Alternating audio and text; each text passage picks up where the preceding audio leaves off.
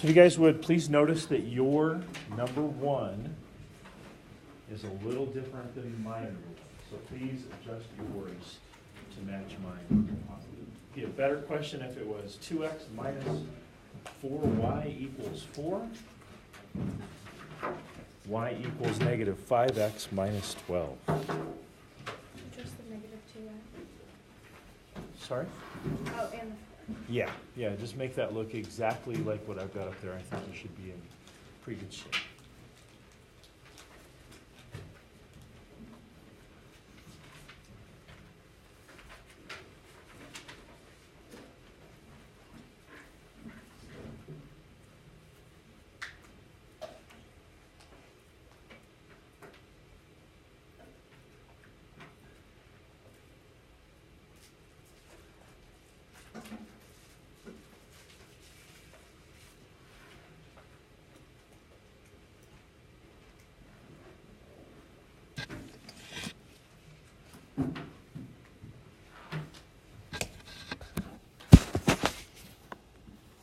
Right, so there you go. 1, 2, 3, 4. I'm just giving you answers.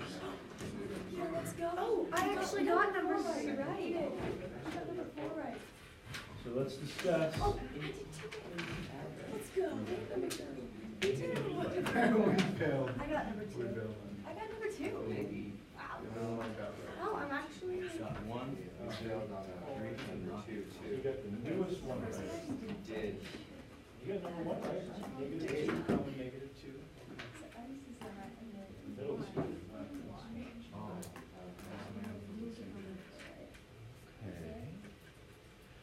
All right, so you all had a chance to look at the answers. Love to answer questions. Callie, you're up first. Number 2. Okay, guys, listen up. Number 2. So number 2 says last year's basketball team had averaged 68.1. This year's team averaged 59.8. So clearly their scoring average has gone down a little bit. What was the percent of decrease for their scoring average? So clearly we can tell that their scoring average decreased, right? It went down. We just want to know by what percent. Percent will allow us to kind of, see like how bad was this? Was it that bad? Was it a big deal? Was it not a big deal? And it says round to the nearest tenth of a percent. So the way that you do this, if you're going to find a percent of decrease, or in maybe in other cases a percent of increase, you need to find the amount of decrease or the amount of increase first. So if the old scoring average was 68.1 and the new was 59.8, how would you find the amount of decrease? What operation would you use? Subtraction, right? That tells you how much something has changed. So I would go 68.1 minus 59.8. There we go. And that is 8.3, right? So 8.3 is the number of points that their scoring average dropped, right? So in order to find out the percent of decrease, I need to use that amount of decrease. So I would use part equals percent times the whole thing. So the part would be the amount of decrease. Like that's how much their scoring average dropped. A percent is the thing that we're trying to find. And then what, in these cases, what is the whole thing always? Any ideas? Those of you that got this right, guys, I saw some of you got this right. The whole thing. It would be 68.1, which was their original. It'll always be based on the original. We'll always compare back to what it was. So 68.1. So in this case, you would divide both sides by 68.1 to get the percent of the letter P by itself. So that would give you P is equal to, isn't it like 0.1218 or something like that? 1213? 19? Okay, I'm just going on memory. I know that the one had to round up, so maybe it's 19. So if that's the case, the actual percent would be 12.19%, except it said round to the nearest tenth of a percent. Right now I'm rounded to the nearest hundredth of a percent. So then I would round this off to 12.2%. The 9 would make the 1 go up with your rounding rules. Okay, so Callie, you asked about that one, number 2. Make sense? Okay. Like I said, you guys get lots of chances to practice at least 2 more this week, right? Something like that. Okay, so 1, 3, or 4. Anybody want to discuss any of those 3? Joe? We do 3. Sure. Okay, so number 3. As you guys know, I'm a big fan of drawing a picture of these. Clearly, we have 2 different boats. One of them is a cruise ship, and the other one is a fishing boat. And they both left Miami, but they left Miami at different times. Morning. And we know how fast the fishing boat is going. We know the rate of the fishing boat. We don't have any idea what the cruise ship's average speed was. That's kind of the point of the question. And we know what time the fishing boat caught up to the cruise ship. 8 p.m. Okay, so what I'm going to do here is I'm going to say that the cruise ship started in Miami and the fishing boat started in Miami. Now, since I don't know the rate of the cruise ship, I have to maybe treat these a little differently than some of the other ones we've done. So check this out. Again, I hope this makes sense. Math should make sense, right? So here we go. So I'm going to say the cruise ship leaves Miami and it goes way out into the ocean, south, wherever it's going. And I'm going to call this distance of cruise ship.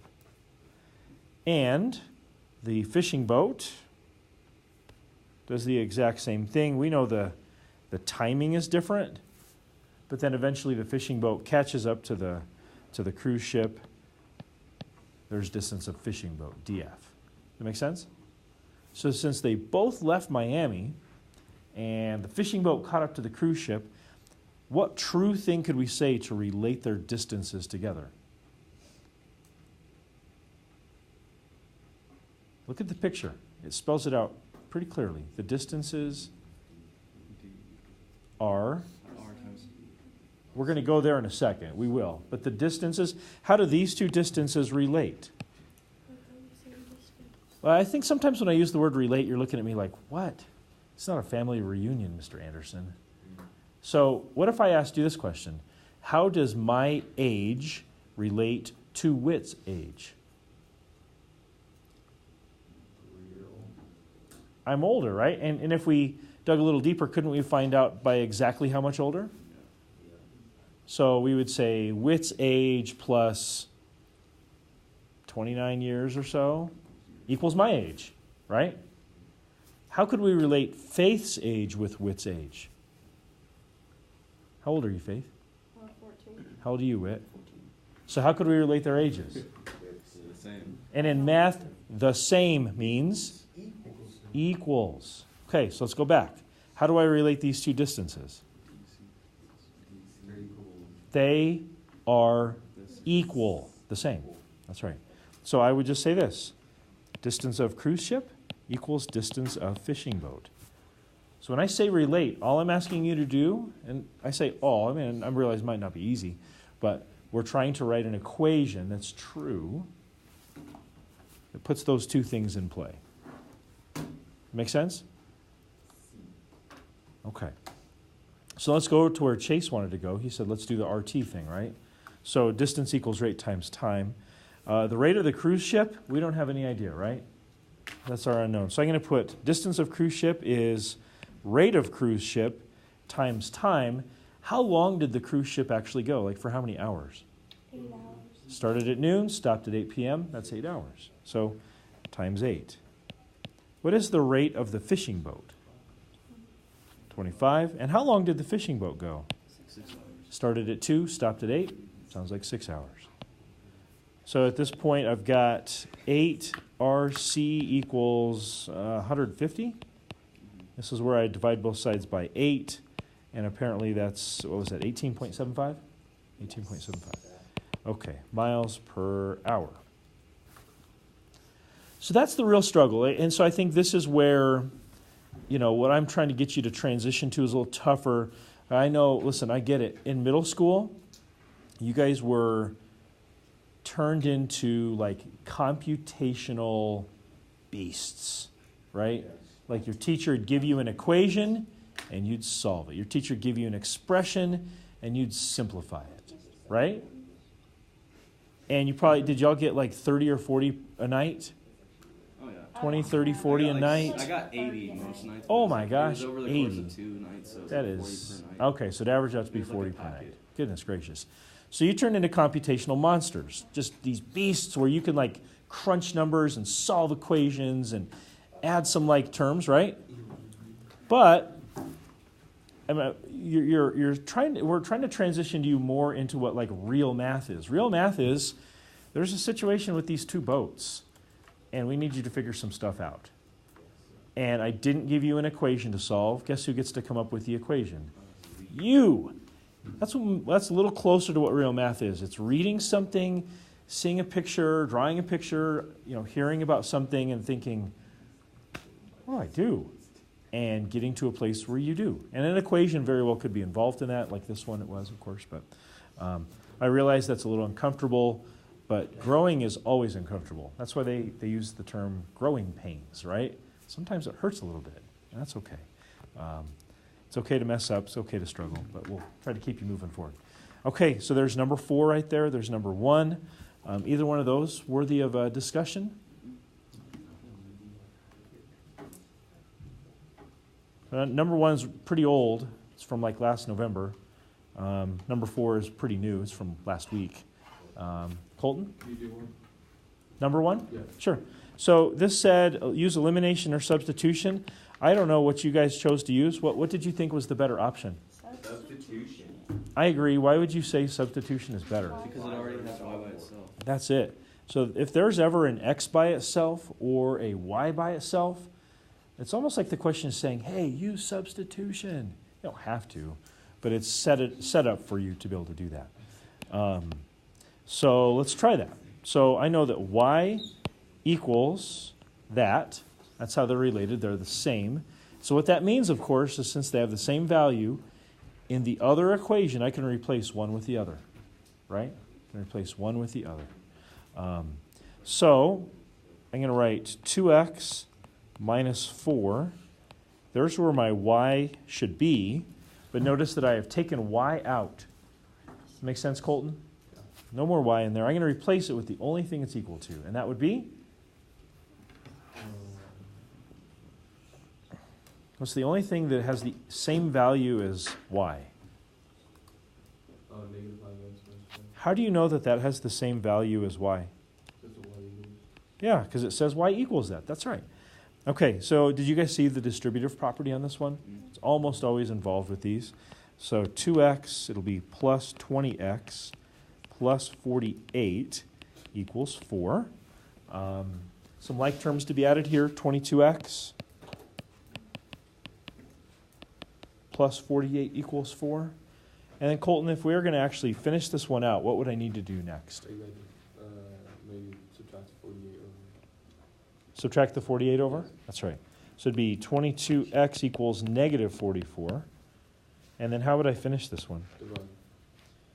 By? 22. You got it. So divide by 22, x equals negative 2.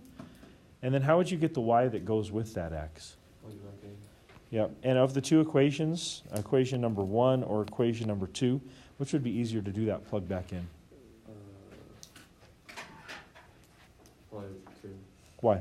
Because y's already solved. Yep, y is already by itself. You got all the right answers for sure. So y equals negative 5 times negative 2 minus 12, which is 10 minus 12. You can see that that's negative 2, which goes with our answer from before. Okay.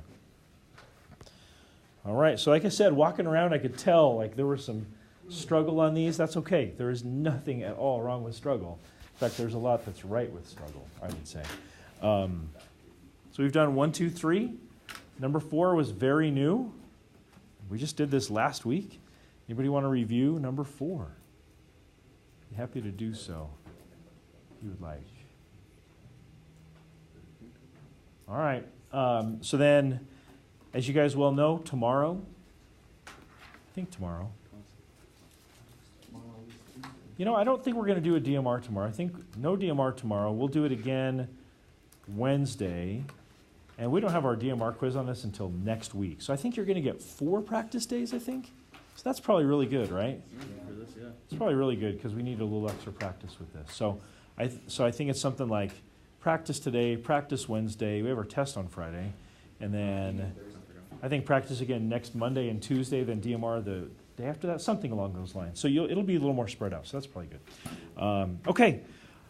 So let's talk about this week real briefly. As I just said, we do have a test on Friday. I think we have a concept quiz sometime in the middle of this week too, either tomorrow or Wednesday. And we'll be doing a review this week. Hopefully all good stuff. Yes? Any questions about the week? So there's oh yeah, Joe, go. So can we come in and take a retake while you're teaching a class? Like Sure. this isn't that class? Yeah. Depends on the class. Just can't be orange period. It could be just about any other one. Yeah, for sure. So along those lines, remember this is your last chance to do any retries for the Unit 4 concept quizzes, 11, 12, 13, 14, I think it would be. Well, please do. I looked through the grade book this last weekend. I need to send some emails home to your folks. There's some folks that have like 0s and 50s still, and still at this point have not even said anything about retry. Now, like, you try to retry, I get it, you're trying. That's cool. But there's plenty of folks that like have a 0 or a 50 and just have said like nothing. I'm like, really? You just want to leave that in there? Okay, whatever you say. I mean, that's kind of crazy. So I feel compelled, like I need to get your folks involved. Maybe you're making not the greatest decisions by just saying, yeah, I'm okay with 0s. I'm not even going to try.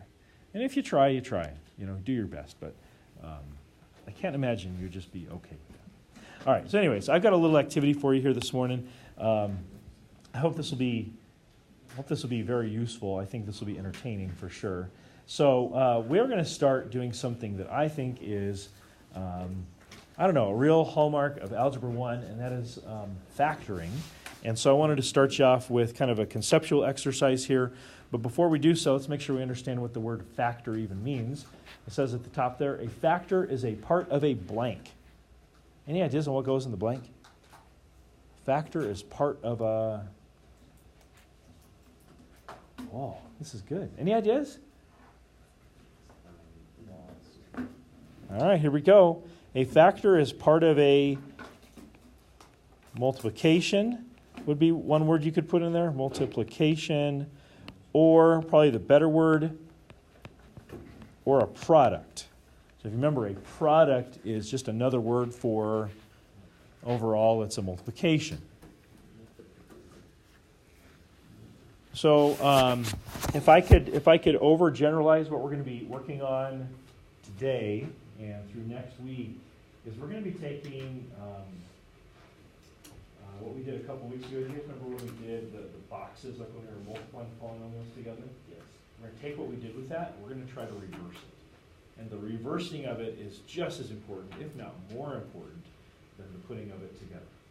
So since a factor is part of a product, which is a multiplication problem, I would like you guys to look at numbers 1 through 7 and say which of the following is factored. So for maybe number 1, you would say, yes, it is factored, or no, it is not factored. For number 2, yes, it is factored, or no, it is not factored. Okay? So give it a go. See what you can do here. And we'll talk about all the answers and why here in just a moment. Number 1, pretty straightforward answers. It's either going to be yes or no. So we're really interested in the WHY.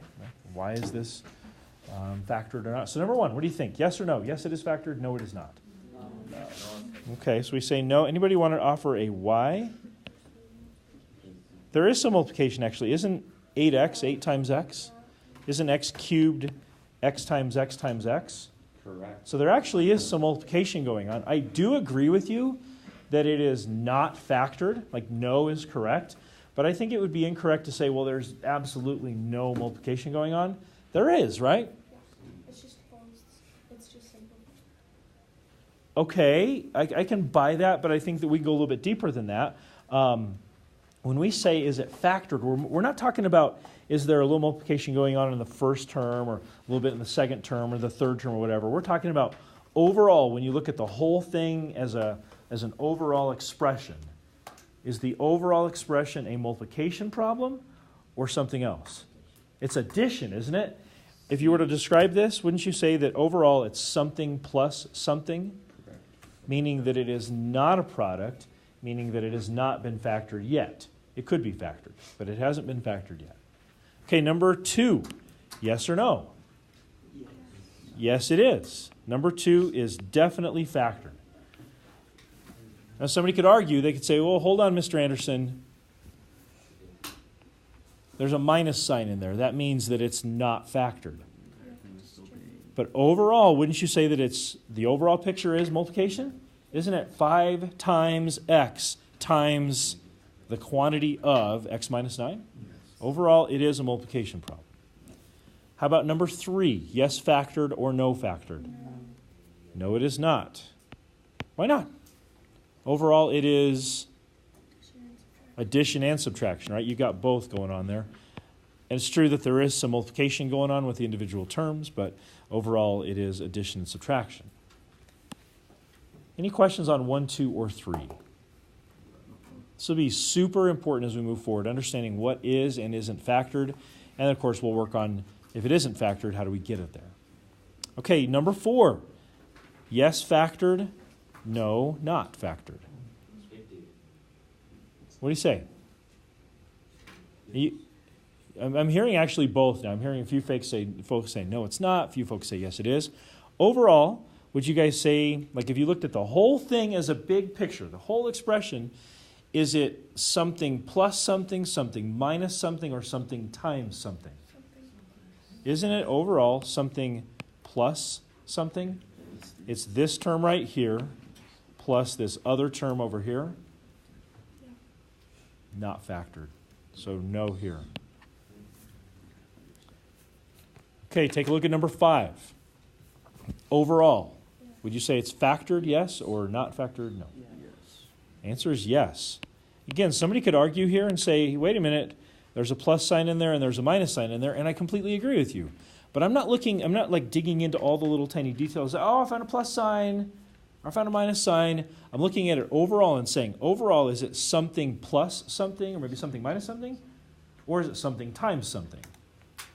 And of course, whenever you've got parentheses butted up against each other, that means multiplication, right? So it'd be something times something. So I'd say yes. Number 6, what'd you say, yes or no? Yes. C. C or yes? Absolutely. Agreed. And then number 7, yes factored or no not factored? The answer for this one is no. Or no. Okay. Any questions on 1 through 7? Again, we're just looking for patterns, very conceptual, and this is very different sometimes than what you're used to. At this point, I'm not really interested in how do you do it. I just want to know, do you understand what it is? And we'll work on doing these here in just a second. Any questions at all? Okay, fantastic.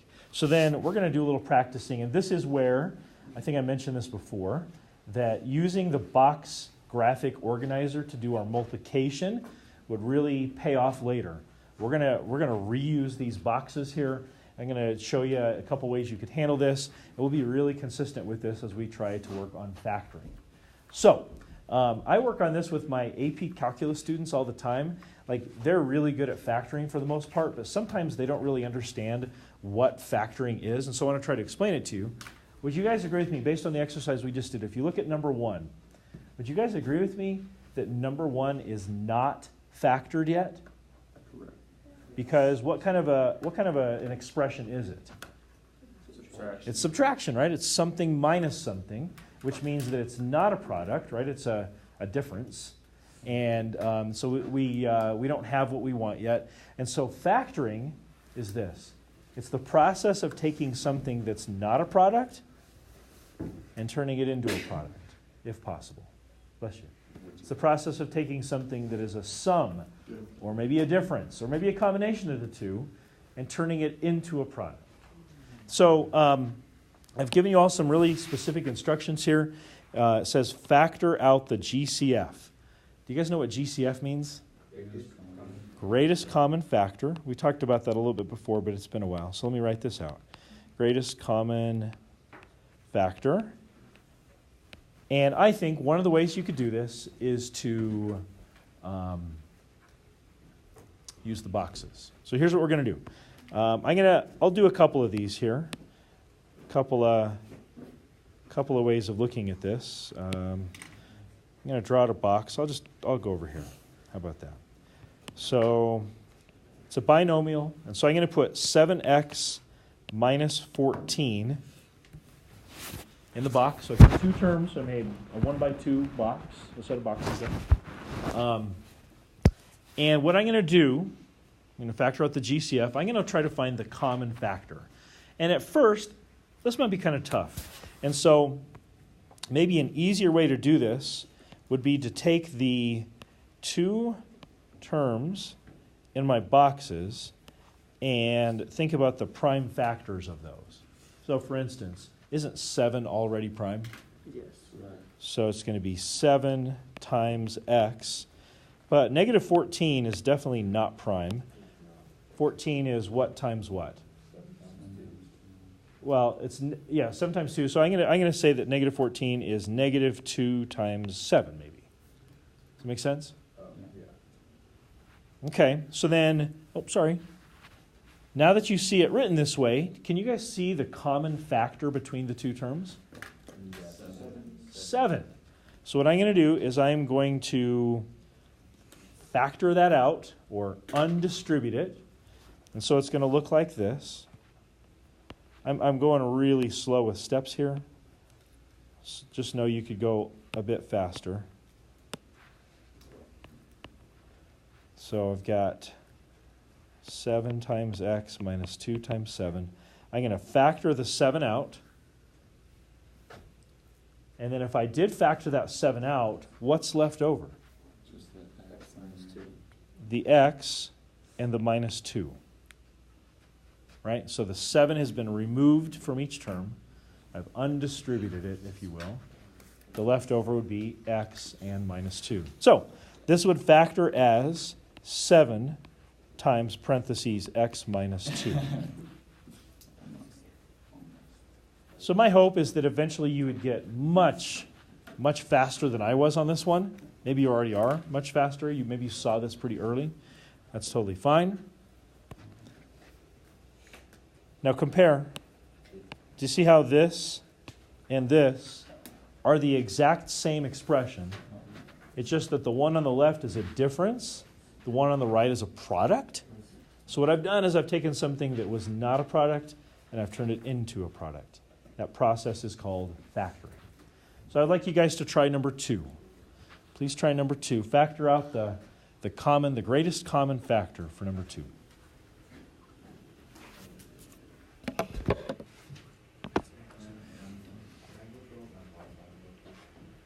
What's that?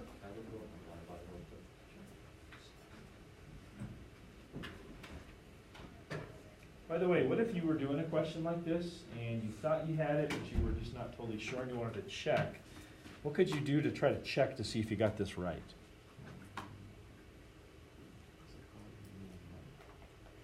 You could, Okay, go ahead and multiply it back out. Go ahead and do like that distributive type property and see if it truly is what you started with. So should be the same. Same expression. Once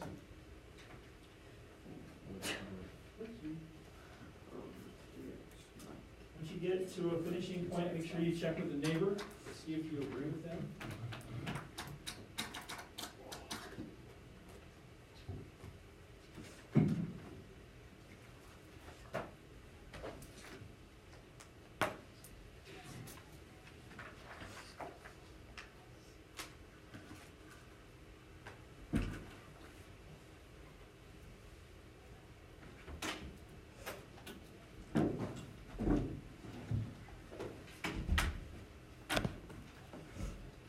All right, so number 2. Let's start off with this. Let's see if anybody's got something they feel pretty confident in. Bless you. Anybody think they've got the greatest common factor factored out, what that would look like? Anybody want to offer up an answer? For number 2. Sure. Go ahead. 3x and then times x minus 5. 3x times x minus 5. Okay. What do you think? Ben usually gets a lot of things right, but sometimes he messes up. Is this one of those times when he messed up? No. No. Ben's like, no, not this time. All right, well, here's a way to look at it. Let's confirm that he got it right, or maybe we'll find a problem with it. What I would do here is I'd write out 3x squared in its prime factors, 3x times x, or 3 times x times x. There we go. And minus 15x would be like minus 3 times 5 times x. I am going to attempt to factor out the GCF. So what do both have? What do both terms have? They both have a 3, and they both have an x. Do you see how the first one has an extra x? But they both have an x. They both do have just the one x. So what's left over? Well, I factored out the 3. I factored out the x. So what's left over? X. I factored out the 3. I factored out the x. What's left over? A negative times a 5, right? Negative 1 times 5. So it'd be minus 5. Looking at that, you can see Ben got it right, didn't he? Correct. 3x times x minus 5. We're factoring out the GCF. Okay, let's try some more. Get a little more practicing in. Will you guys please try, I guess we have 2 more. Please try numbers 3 and 4. I don't know if we'll have time to go to the board. We'll see how this goes. Please try numbers 3 and 4. 3. How many boxes would I need? I need 3 this time. That's right. So here are my 3 boxes.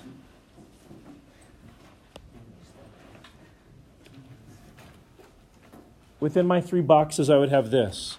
2 times x, negative 2 times 4 times x, and 2 times 9. Does that make sense?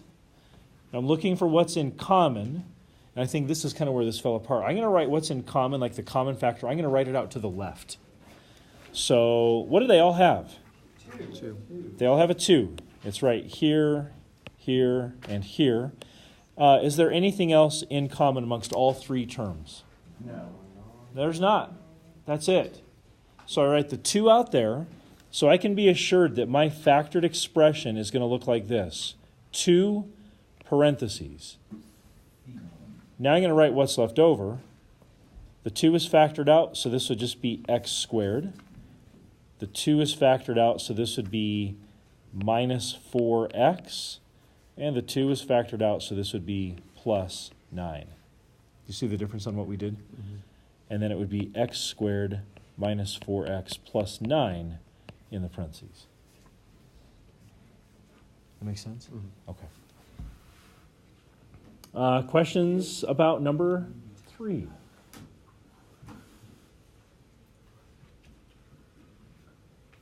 Okay. Anybody want to offer up a factored form for number 4? I think you got it. Ben, you already answered the other one. Let's let somebody else lend their voice to the mix. What's for number 4? Number 4? I got you. Jaden, you got number 4? No? Yes? Maybe? None? I thought your hand was up. Sorry. Josh survived the near miss there. What you got there for number 4? I got 5xy parentheses 2x minus y. Okay, let's see if he is right. How many boxes do I need here? There's only 2 terms, so I need 2 boxes.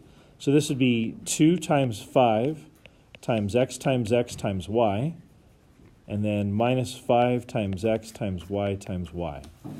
So I've factored out my 2 terms. What's in common? What do they all have? They all have a 5. They both have a 5. And an x and a y. And an x and a y. So a 5 and an x and a y. So the 5 has been factored out of both. One of the x's has been factored out of both. One of the y's has been factored out of both. So you can see what's left over. There's a 2x, there's a minus sign, and a y. So it looks like Josh does have it right. Well done. Okay. So guys, we have about 2 minutes here.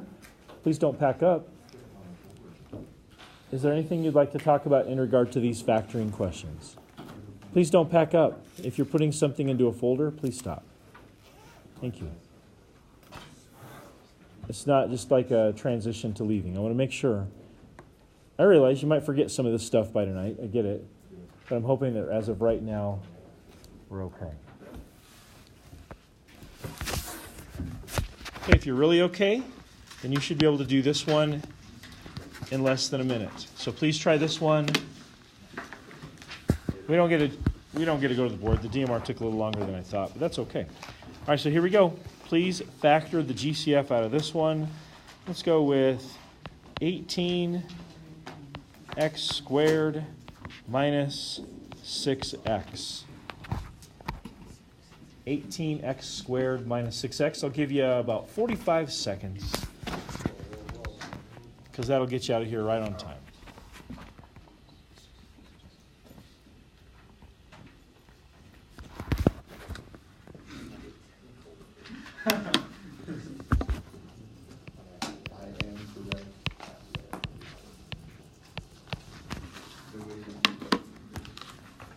I still got some answers.